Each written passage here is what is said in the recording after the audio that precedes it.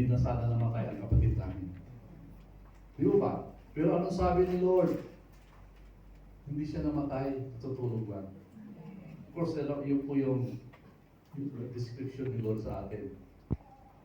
Kung tayo po ay pumanaw na, natutulog lang tayo sa panahon ni Lord. Kasi buhay ang ating pong kaluluwa na nasa Kanya. Amen. Because He owns us. And a time is coming when we will be given the body that does not die anymore, that does not grow old anymore, that does not know sickness anymore. Hallelujah. Amen. So what I'm telling is here, resurrection is a reality. At throughout po sa scripture, sa mga epistles or letters ng mga apostles at mga writers of the Bible, New Testament, after the Gospel, yun po yung pinatunayan. Yun po yung pinatunayan. At yun po yung dinidiscuss nila, pinapaliwanag. At actually, let us go to Philippians chapter 3.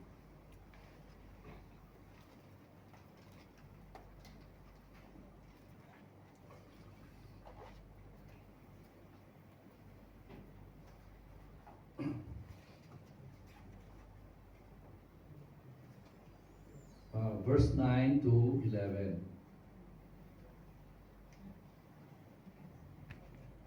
Sabi po ni Paul dito, my passion, sa TPT, my passion is to be consumed with Him and not cling to my own righteousness based on keeping the written law.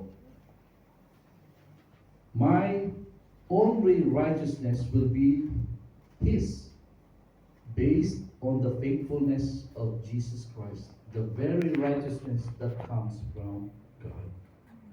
And verse 10 says, and I continually long to know the wonders of Jesus and to experience the overflowing power of His resurrection working in me.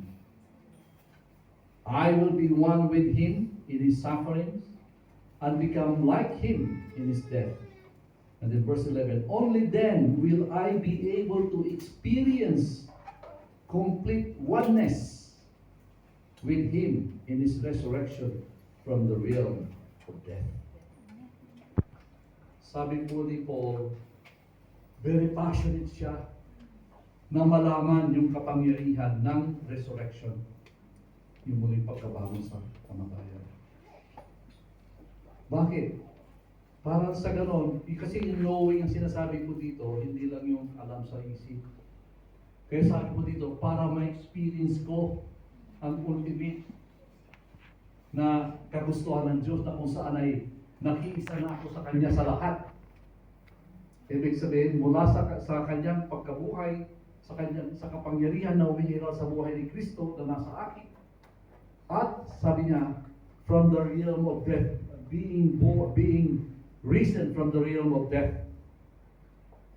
So right now, mga kapatid, hindi pa tayo nawawala sa katawan na ito dahil buhay pa tayo, humihinga pa tayo, kumakain tayo, nagugutom tayo, napapagod tayo, nagkakasakit tayo, gumagaling tayo. Lahat po lang na-experience ng tao, di mo ba? Masaya tayo, minsan malungkot. Pero praise God, sapagkat nanatili po tayong may buhay ng pag-asa ng dahil kay Kristo Jesus na ating Panginoon. Amen. At yun po yung nagpapanatili sa atin na lumalakad na may pagnanasa lagi. Sapagkat yung buhay na nasa atin ay siya po lagi nagbibigay ng buhay sa atin, yung pag-asang buhay. Upang mapanatili tayo sa daan landas na ibinigay ng Diyos sa atin. Amen. Hallelujah.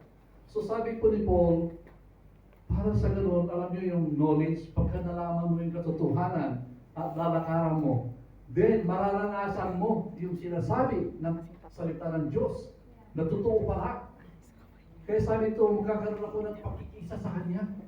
Sa lahat ng mga experience sa ibang trabaho ng power ng resurrection na nasa akin.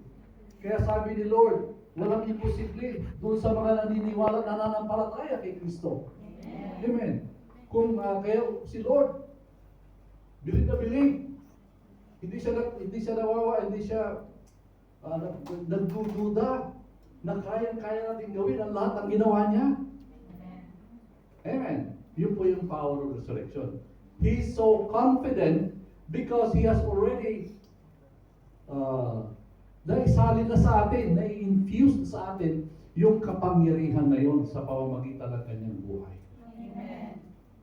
Amen. Hallelujah. So, purihin ang Panginoon. Let's go to Romans chapter 6.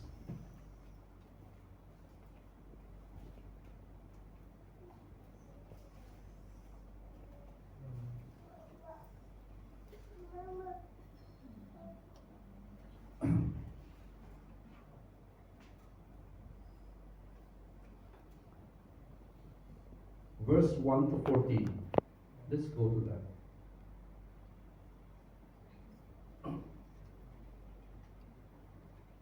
Alam niyo sa chapter 5,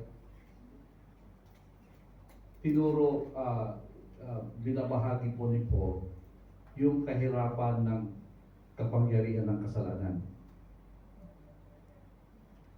Kaya sabi po sa chapter 6, sabi niya, so what do we do then? Kasi nung naranasan niyo yung kayamanan ng biyaya ng Diyos, in-explain niya yung biyaya, the grace of God. So sabi niya, so what do we do then? Anong gagawin natin? Dahil habang tayo ay nagkakasala, lalo palang sumasagana ang biyaya ng Diyos. Kaya sabi niya, so what do we do then? Do we persist in sin? So that God's kindness and grace will increase. What a terrible thought. Kasi alam po niyo, kung ikaw ay ligtas, hindi yan tayo ng pag-iisip mo. Para bang dahil libre, sige, kain ka ng kain.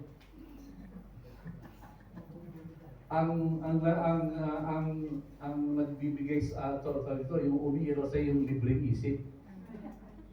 Kagaya nito, dahil habang ikaw ay nagkakasala, sumasabay din na tumataas yung grasya ng Diyos. Tinatapatan yung mga kasalanan mo. So anong gagawin natin ngayon? Dapat man tayo magkasala uli, lagi? Dagdagan pa natin, pataasin ang antas ng kasalanan natin. Sabi niya, what a terrible thought. Amen. Kasi pagka ikaw ay ligtas, hindi ka lang ng pag-iisip mo. Lalo kang napapamangha, lalo kang napapasunod, lalo kang napapamahal kay Kristo. Dahil sa ginawa niya, hindi dahil doon sa libre. Alam niyo yung gano'n na asal o kaisipan, they call it the orphan spirit. Parang feel na palagi nauubusan. Yun ang po yung orphan spirit. Yung orphan spirit, alam niyo, mayroon akong kilala, close sa akin. Actually, isa siyang Indo. Dahil siya ay lumaki sa mga foster homes. Dahil broken family sila. So, bata pa sila, naghiwalay mga magulang at kanyang buhay, wala magkasikaso kanila, dahil lang sila magkakapatid. So, hiwa-hiwalay sila, pinadala sila sa mga foster homes. At siguro doon sa foster homes, na tinirahan nila ay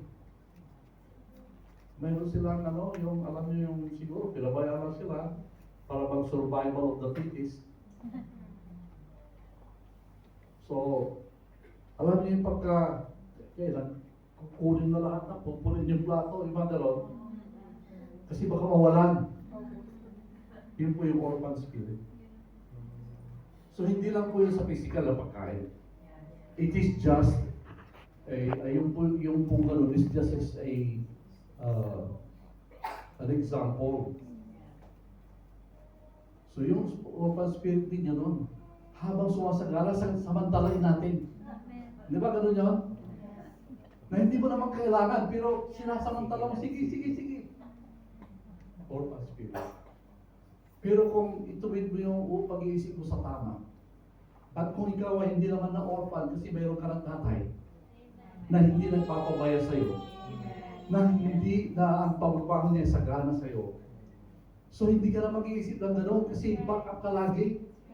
Hindi ka mawawalan. Hindi ka maubusan kahit sa ka punta. Amen. Sabi niya, ang lahat ng akin ay iyo. So how can you be deprived?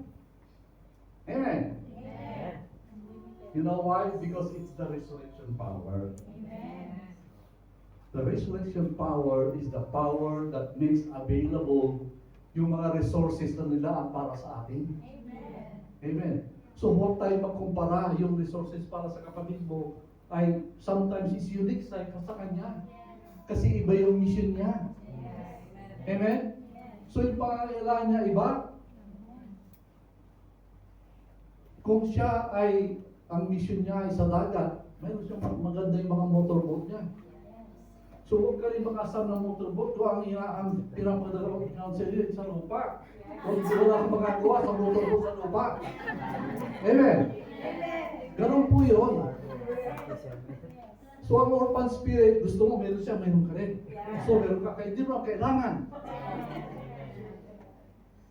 So if you are operating in the power of the resurrection of the Lord, amen, then hindi ka magkakaganon. Because you know the power that works in you will always be sufficient in all your needs, in all your wants. Okay? In all your needs.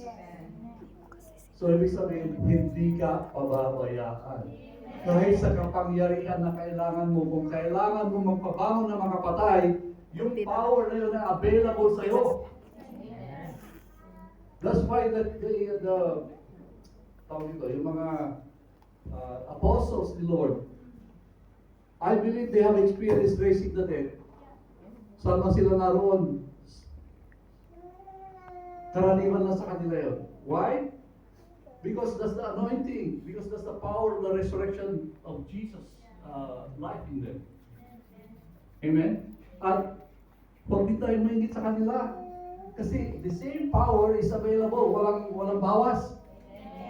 Hindi dahil si Paul ay ganito, ganyan. Ay, dahil ako, ganito lang ako. Ako, 10% na binigay. Hindi po. The same.